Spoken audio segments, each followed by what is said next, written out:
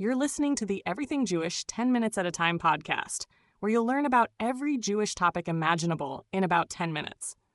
Before we dive in, a quick apology. My Hebrew pronunciation sometimes sounds like Siri after 2 cups of coffee. Well-intentioned, but a little confused. Just imagine your Hebrew school teacher sighing and correcting me under her breath. Today's topic is Shaarei Teshuva, or the Gates of Repentance, written by Rabbeinu Yonah of Gerona in the 13th century. Now, don't confuse this with the High Holiday prayer book that also gets called Shaarei Teshuva. Different book, different vibe. Rabbeinu Yonah's work is one of the great medieval Jewish classics on the process of teshuva, or repentance. And no, it's not about feeling guilty forever. It's more like a life hack manual for rebooting your soul, way before self-help podcasts, therapy apps, or TikTok motivational videos. This book lays out a step-by-step plan for recognizing mistakes, repairing damage, and becoming better than you were yesterday. Shaarei Teshuva is divided into 4 sections, or gates, each focusing on a different aspect of repentance.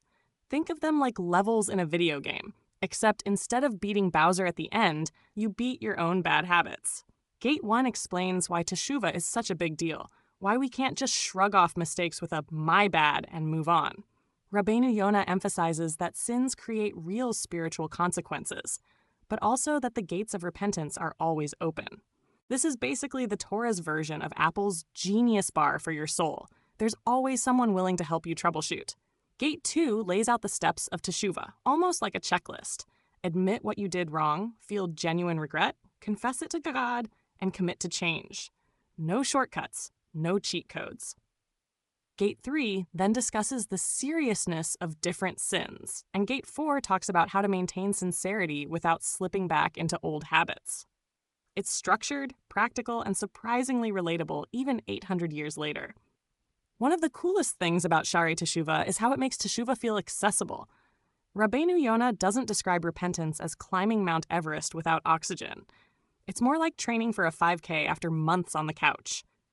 Hard? Yes. Impossible? Nope. He compares sins to stains on clothing. Some can be washed out easily, while others take a professional cleaner. Today, you might compare it to phone storage. Some junk files can be cleared with one tap, while others require a factory reset. Either way, the message is that no matter how bad things look, the gates of teshuva are never locked. Even big mistakes don't close the door. There's always a path back.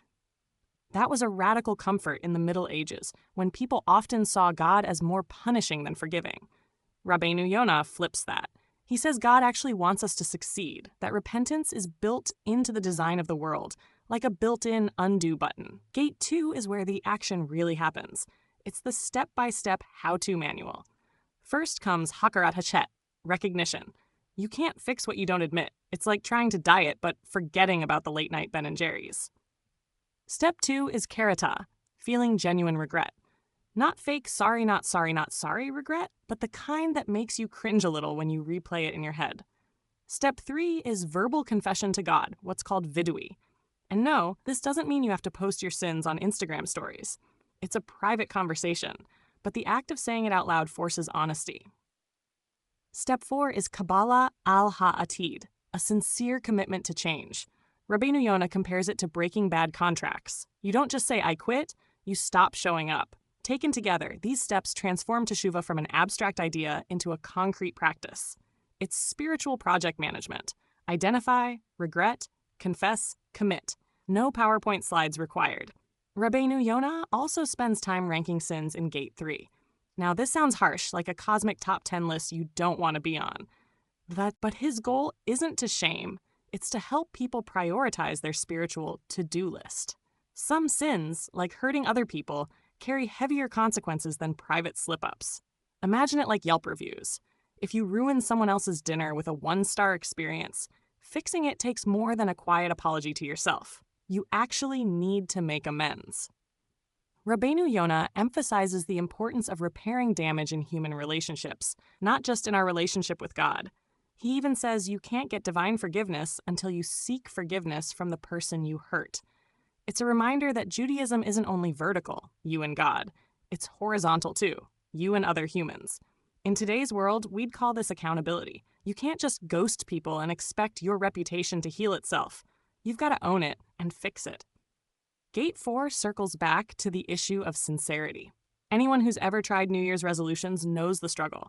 Day 1, full of optimism. Day 30, gym shoes collecting dust under the bed. Rabbeinu Yonah warns that half-hearted teshuva isn't real teshuva. You can't just say oops and keep repeating the same behavior. He compares it to a patient who takes medicine but keeps eating poison. Sound familiar? This part of Shaarei Teshuva is like the pep talk coach at halftime. Don't quit, don't fake it, and don't settle for surface-level change. The book stresses that God values effort, even if you're imperfect, but effort has to be genuine. If you mess up again, fine. Get back up and reopen those gates. But don't turn teshuva into lip service. That's as empty as promising you'll text back and never doing it. Integrity is the key. Without it, the whole teshuva system collapses into theater. Here's something really relatable. Rabbeinu Yonah says procrastination is the enemy of teshuva. Don't say, I'll change tomorrow. Tomorrow turns into next week, then next year, then never. It's like hitting remind me later on a software update. Eventually, your phone stops working right. He urges people to start the process now, not wait for Yom Kippur, or worse, a crisis. In modern language, don't wait for the dramatic movie montage moment to turn your life around. Just start small today. Say sorry now. Stop gossiping now. Return the money you borrowed now. The gates don't require a grand entrance with fireworks. A quiet step forward is enough. This urgency feels strikingly modern. We all know how easy it is to binge Netflix while putting off important stuff. Rabbeinu Yonah understood human nature in a way that still hits home. Spiritual laziness is just as dangerous as physical laziness. It sneaks up slowly but can derail a whole life. Shaarei Teshuva also gives a lot of attention to the emotional side of repentance.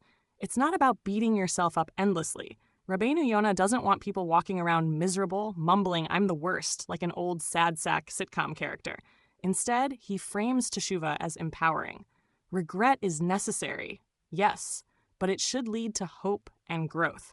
He even describes joy in knowing God accepts repentance. Think of it like finally canceling that sketchy subscription you forgot about. You feel relief, control, and a little proud of yourself. That's the goal. In fact, Rabbeinu Yonah says, repentance brings a person closer to God than before the sin. It's the spiritual equivalent of muscle gain after recovery, stronger because of the repair. That's a revolutionary idea, that mistakes don't just set you back, they can propel you forward. Failure becomes fuel. Instead of shame spirals, Shaarei Teshuva offers a roadmap toward resilience and renewal. So why does this medieval book still matter?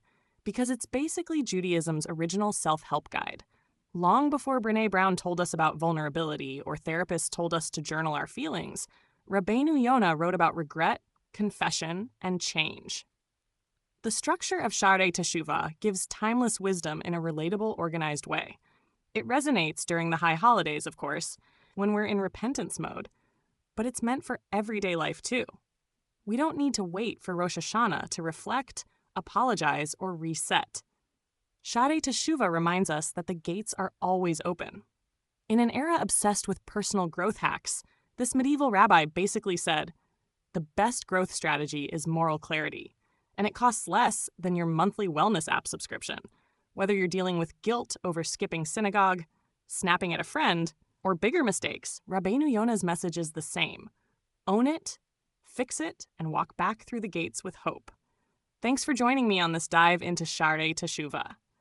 Remember, it's not just a book about repentance. It's a life philosophy that says no door is permanently closed, no mistake is beyond repair, and no soul is too lost to return.